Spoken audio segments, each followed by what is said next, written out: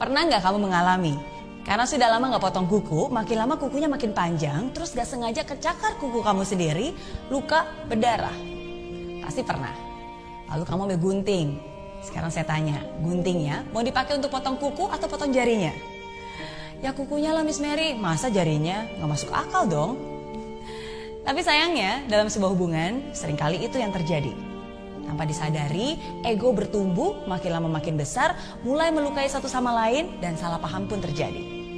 Lalu kamu langsung putus hubungan begitu saja, tanpa berusaha mencari solusi bersama. Nah, pesan saya hari ini untuk kamu, jadilah dewasa, perbesar kasih, buanglah ego. Apabila kamu tercakar karena kuku yang panjang, potonglah kukunya, bukan jarinya. Begitu juga dengan sebuah hubungan. Jika terjadi kesalahpahaman, buanglah egonya, bukan putus hubungannya.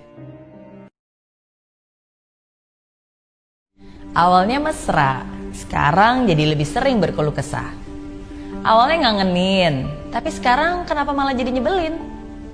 Awalnya nggak bisa hidup tanpa dia, tapi sekarang pengennya pisah aja. Ingin tahu rahasianya bagaimana supaya nggak bubar?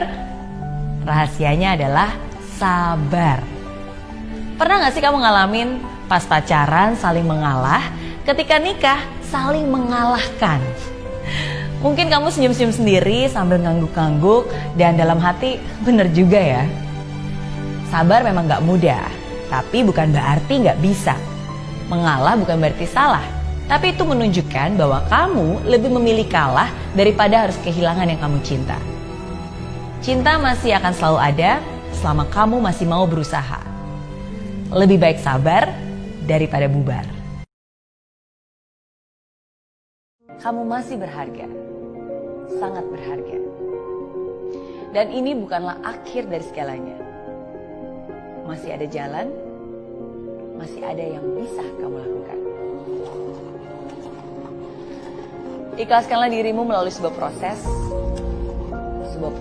yang kadang tidak mudah, kadang menyakitkan, dan kadang membutuhkan waktu. Kadang kita tidak bisa melihat secara lengkap prosesnya. Kadang kita tidak akan tahu bagaimana cara dia membantu dan membentuk kita. Tapi kalau kita jalankan dengan sungguh-sungguh dan rasa percaya, kita sendirilah yang akan melihat hasilnya.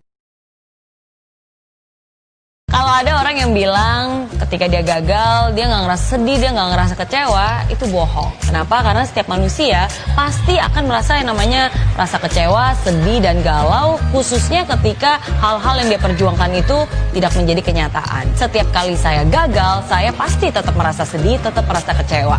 Bedanya, saya selalu sadar, tidak berlarut lama-lama untuk bangkit lagi, untuk pulih lagi. Saya selalu membayangkan saya ada di dalam sebuah pertandingan tinju. Pasti dipukul, pasti pernah terjatuh, tapi apakah kalau kita terpukul dan terjatuh lalu dinyatakan KO dan kalah? Tentu tidak. Dalam hitungan 10 detik dia tidak bangkit lagi, baru dinyatakan kalah. Nah, begitu juga dengan hidup, walaupun kita merasa kecewa, tapi asalkan kita sadar dalam hitungan 10 detik kita bisa bangkit lagi, berarti kita masih punya kesempatan. Bangkit lagi, usaha lagi, cari cara baru lagi, perjuangkan diri. Kalau kamu sering ngomong, saya emang gak bakat, saya bodoh, saya ceroboh, saya gak bisa apa-apa. Sadar gak sadar, suka gak suka, itu bisa benar-benar terjadi. Tapi sebaliknya, kalau kamu belilah sesuatu di saat kamu mampu, bukan di saat kamu mau. Gaya hidup yang dipaksakan bisa-bisa berujung hutang yang memberatkan. Tahukah kamu, perbedaan keren dan kere itu cuma satu, yaitu huruf N alias ngutang.